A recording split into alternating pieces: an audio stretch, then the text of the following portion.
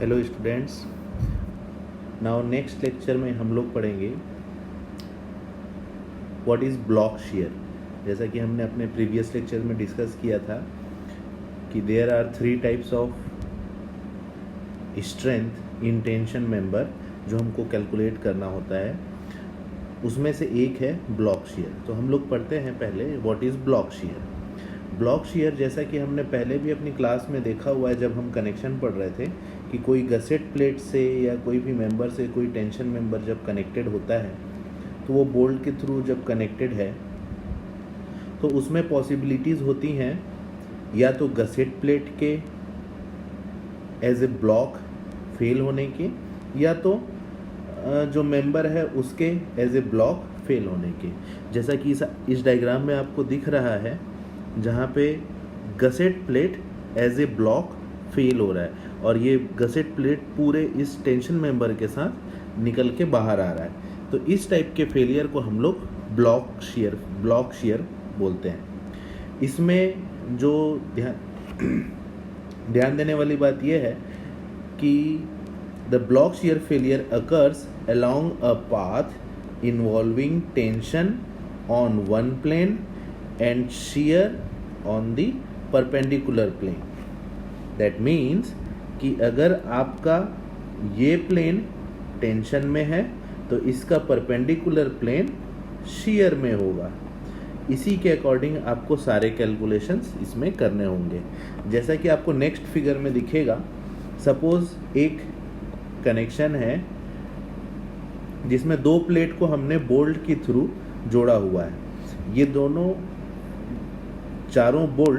चारों बोल्ट आपको यहाँ पे दिख रहा है 1 2 3 एंड 4 और ये प्लेट्स सब्जेक्टेड हैं टेंशन में।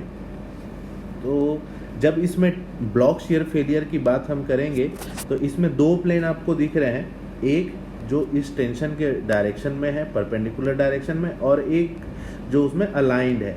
तो इस प्लेन में शेयर होगा और इस प्लेन में टेंशन होगा जैसा कि आपको इस डायग्राम में दिख रहा है। तो this 2 planes are shear planes and this 1 plane is tension plane. तो आपको सारे कैलकुलेशन उसी के अकॉर्डिंगली करने होंगे। The total strength equals the fracture strength of stronger plane plus yielding strength of weaker plane. अब यहाँ पे आपको ये बताया गया है कि इन 2 प्लेन में से एक, अब वो कौन सा होगा ये कैसे हम डिसाइड करेंगे वो हम आगे फॉर्मूले में देखेंगे, लेकिन एक प्लेन वीक प्लेन होगा और एक प्लेन स्ट्रॉन्ग प्लेन होगा। तो जो स्ट्रॉन्ग प्लेन है वो फ्रैक्चर में फेल होगा और जो वीक प्लेन है वो यील्ड में फेल होगा। So from the above we can conclude for block shear failure to occur one of the surface fracture and the other yield. Clear? तो ये आपको क्लियरली समझना है। तो now you can see the clause 6.4 of page 33 जिसमें आपको बोला गया है कि design strength tau D stand for design, B stands for block shear। तो अब यहाँ पे आपको दोनों फॉर्मूले ध्यान से देखने हैं, TDB1 आई गेस ये 2 होना चाहिए, ये 2 एंड इसमें आपको कोड में बोला गया है कि इसमें से जो भी स्मॉलर वैल्यू होगा, सपोज यहाँ से आपको 20 मिलता है और यहाँ से आपको 10 मिलता है तो TDB आपका 10 होगा। क्लियर?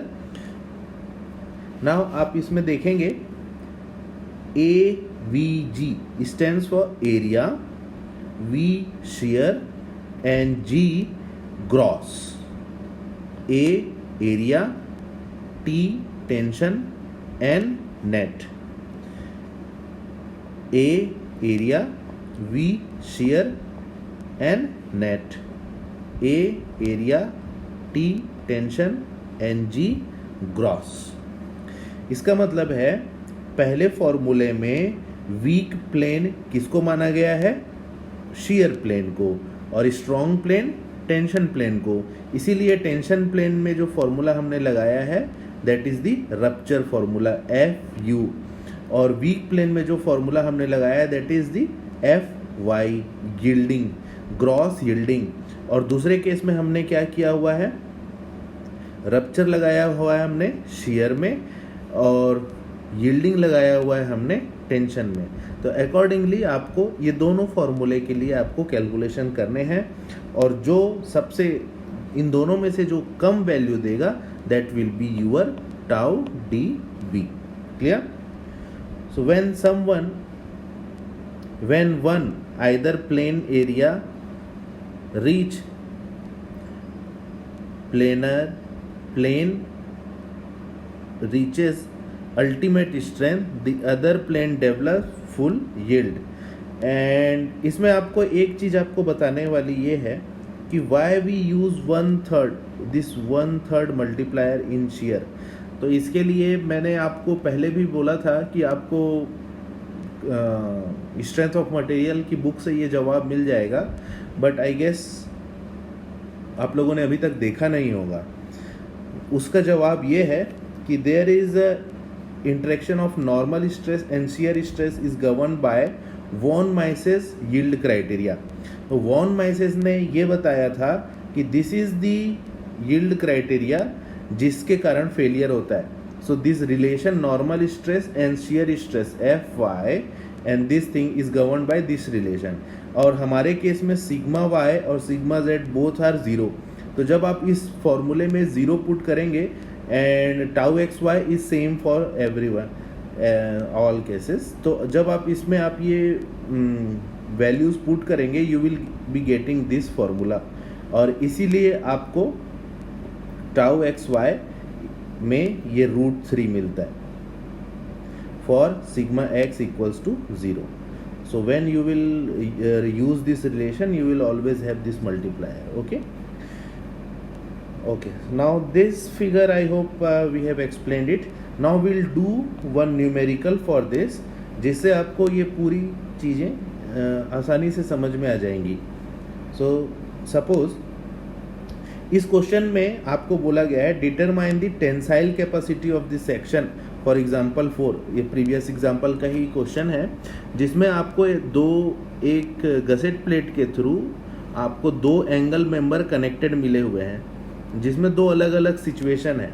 बट हमारा फोकस यहाँ पे अभी इस मेंबर के लिए समझना नहीं है, हमारा फोकस है हमको ब्लॉक शियर समझना है।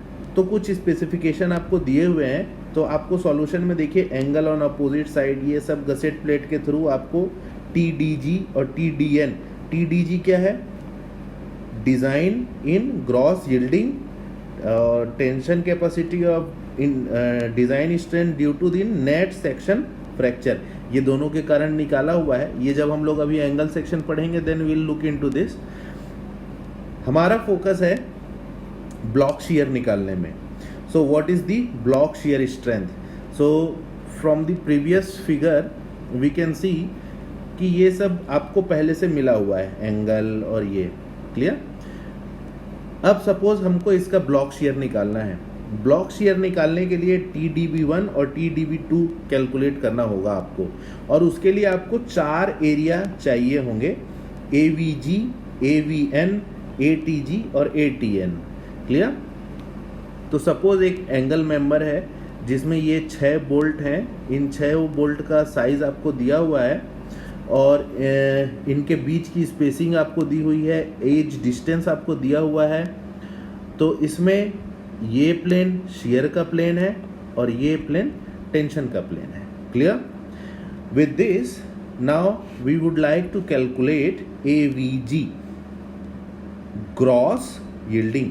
तो ग्रॉस के लिए आप क्या करेंगे, जो पूरा का पूरा एरिया, ये लेंथ, दिस लेंथ, ये आपका ग्रॉस यील्डिंग होगा। तो ये लेंथ कितना होगा? 1 2 3 4 5 times of 40 plus 30 into the thickness of plate. इस प्लेट का मतलब इसका थिकनेस 8 mm दिया हुआ है। वो हम जब ये क्वेश्चन को फिर से एंगल सेक्शन पढ़ने के बाद डिटेल में पढ़ेंगे then will again recalculate it. So you will be getting 1840 as a gross area. Now we would like to calculate the net area. तो you can see in this figure, इस portion को मैंने वापस यहाँ पे draw किया हुआ है।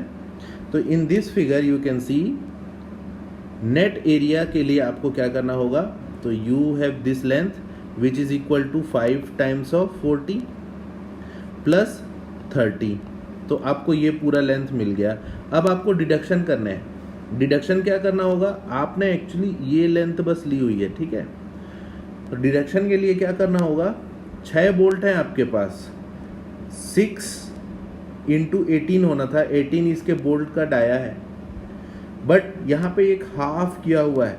इस हाफ का क्या मतलब है, आप ध्यान से देखिए इस फिगर को, यहाँ पे आपको पता चलेगा एक रेड से जो पोर्शन मैंने बनाया हुआ है उसको आपने तो लिया ही नहीं था, तो इस डाया का हाफ बस आपको डिडक्ट करना पड़ेगा, इसलिए आपको यहाँ पे ये हाफ डिडक्शन दिख रहा है। Clear? So by this you will be getting this 1048 mm square, ATG equals to this much, ATN equals to this much. Now अब हम इस फॉर्मूले में बारी बारी से जहाँ पे जिसकी ज़रूरत है उसकी वैल्यूज़ रखते जाएंगे, and one is 291 and another is 233। तो इस क्वेश्चन की ब्लॉक शियर में टेंशन कैपेसिटी कितनी हुई, 233.15 kilo Newton. Clear? So this is your final answer. So this is the complete block shear strength. Thank you.